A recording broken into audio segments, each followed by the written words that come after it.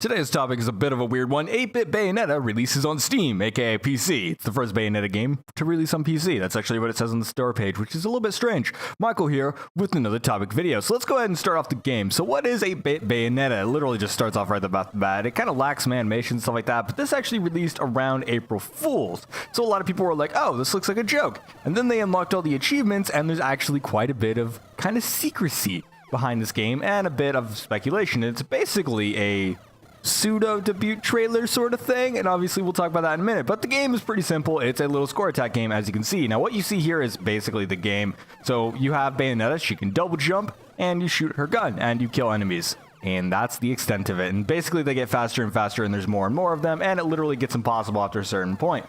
Now, the interesting part about this is not the game itself. Like I was saying, there's some speculation behind this, and that's because although it released on April Fools, if you actually unlock all the achievements, it gives you a teaser image if you put the images together, which leads to a website from Sega. And this is published by Sega, made by Platinum Games, at least that's what it says it is. And basically that means that there's something Bayonetta related coming out on April 11th. At least that's what the countdown says on the website. So on April 11th, there's a few speculations on what this could mean.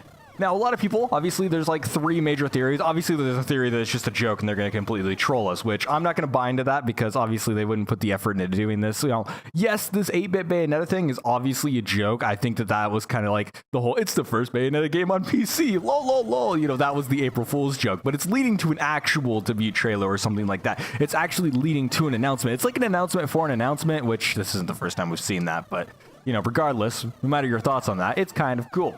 So basically, the first theory that I want to talk about is that Bayonetta 1 is getting a PC release. That is kind of the main theory right now, and that is the most likely case because Bayonetta 1 was published by Sega, and it was actually very well received. It was probably, if you've never actually played Bayonetta, it was the best game, and probably still is, that is a third-person action game. It is the best third-person action game like ever made. It is extremely polished, it is extremely fun, and has really, really cool mechanics and an interesting concept. The story was also somewhat surprisingly interesting as well. The graphics were really good for the time, and it was just a very strange and bizarre game that was just really, really good. It had a character that was also a very, very good character, and although she got some kind of flack for being overly sexualized because, you know, that was around the time where this whole personal agenda bullshit started.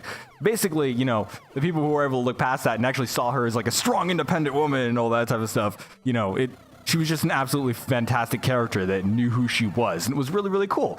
And basically, I would love to see it get a PC remake. Now, that's the whole sort of main theory, and that's the most likely case, is the fact that it's just going to get a PC port finally. After people have been asking for it for years, Sega is finally like, you know what, sure, we'll end up publishing it, and Platinum Games is like, hell yeah, because Platinum Games, what also makes this sort of, you know, more likely, is the fact that Platinum Games has been working with PC games for a long time, so why not bring one of their best games that they've ever made to the platform? It would make sense, and they've been getting better and better at it. Near Andromeda, or I can't even pronounce it. I better not do a review of that game because I won't even be able to announce the title. I'll never get past the intro.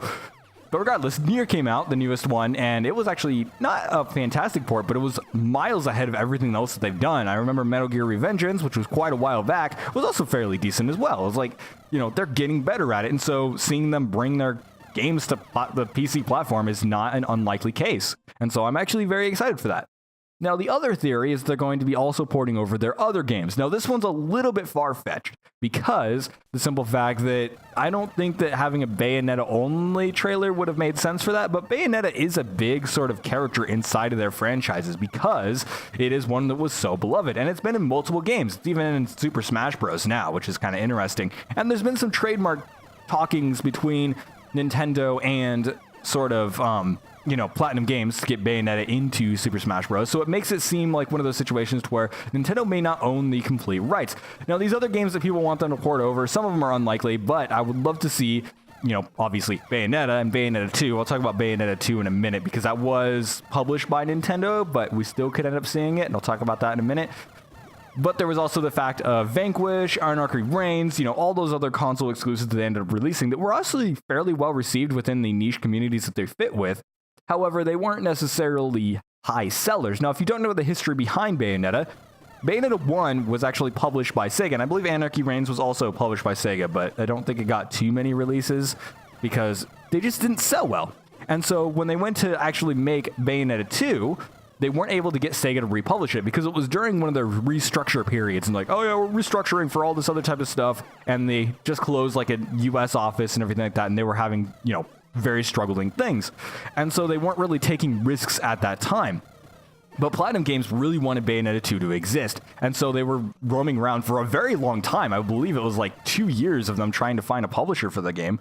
And then finally, Nintendo's like, you know what? We need titles for the Wii U because the Wii U's failing. Let's go ahead and, or the projections for the Wii U were failing. So let's go ahead and throw them on board. And so they ended up, publishing that. Now, for them porting Bayonetta 2. Yeah. Okay, and I'm back.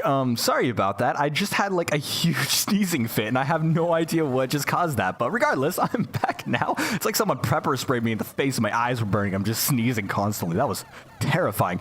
Anyways, the thing about Nintendo ended up publishing Bayonetta 2, and the reason why we could still end up seeing it on PC is the fact that publishing ends up going in... Now, obviously, IP law is very, very complex. I'm not a lawyer, so don't take my advice or anything like that. But... in the general sense, it kind of goes two ways with video games. One, there is the way to where the publisher owns the title. This is how you get your Call of Duties, let's actually use a Sega example. Let's say a company wants to make a Sonic game, right? And so they would, make a pitch for Sega, and they'd be like, hey, we've got this idea for a Sonic game, and we think you'd love it. And so they'd end up showing it, and then Sega would hire that developer to make that game. And that is one way that we try to get AAAs. However, most games are actually not normally made in that way. Instead, the developer or a studio will end up owning the rights to a certain game. So let's say, for example, Bayonetta, Platinum Games owns the right to Bayonetta. However, they can't actually do all their publishing, or the publishing firms that they want to do basically covers all the costs for like marketing and things like that for the platform that they're publishing for. There's things like, packaging costs and things like that. And they end up throwing in some extra money for development and stuff like that. That's generally how it works. Devolver Digital is a good one to look at for that type of stuff because they don't really own the rights to all their games, but they end up publishing a lot of indie games. And so this is how indie games end up getting a lot of publishers. Japanese games as well end up having different publishers for different regions because they pay for different costs. They're not paying to develop the game so much as they're paying to distribute the game. And so that's what it seems like Nintendo was doing with Bayonetta. At least that's my hope. Obviously, I don't know the insider stuff. I don't know all the sort of trademark issues and things like that that are going to go into play when it comes down to this. But for the most part, I believe they end up going with that, especially since right now they have a Bayonetta game on PC published by Sega called 8-Bit Bayonetta. Now, it's not great, and it's obviously not Bayonetta 2.